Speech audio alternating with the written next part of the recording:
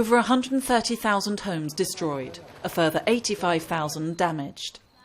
The earthquake at the end of April hit 30 of the country's 75 districts, leaving victims in densely populated towns like Kathmandu and Pokhara, as well as in rural and remote areas. MSF teams were deployed rapidly in the country. The organisation now has 120 staff working in the field, mostly in Gorkha district, the earthquake's epicentre. Small mountain villages have been flattened and even larger towns are extremely difficult to get to.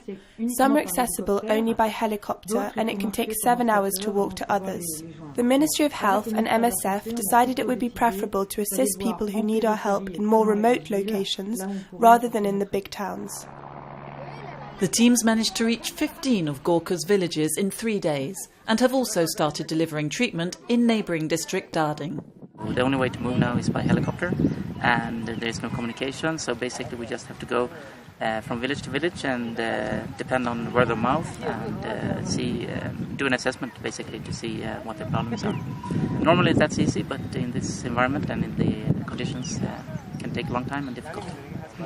The injuries in this village is minor, but there are many common health problems, TB, infections, small cuts and wounds, general things that normally is no problem, but is become and can be a problem in remote areas like this.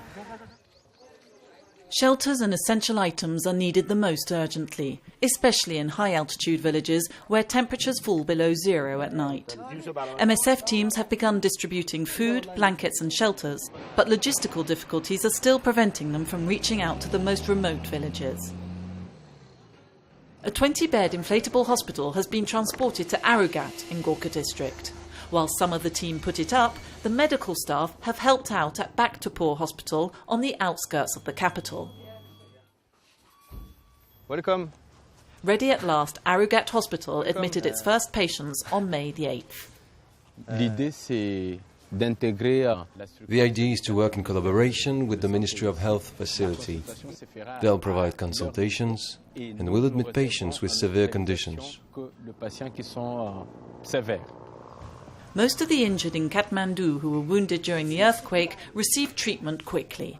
Medical needs now mainly concern maternity services and injured patients requiring follow-up surgery or physiotherapy.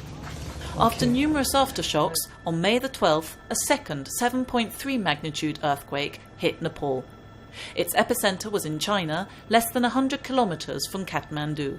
An MSF team went to the affected area and evacuated several of the injured.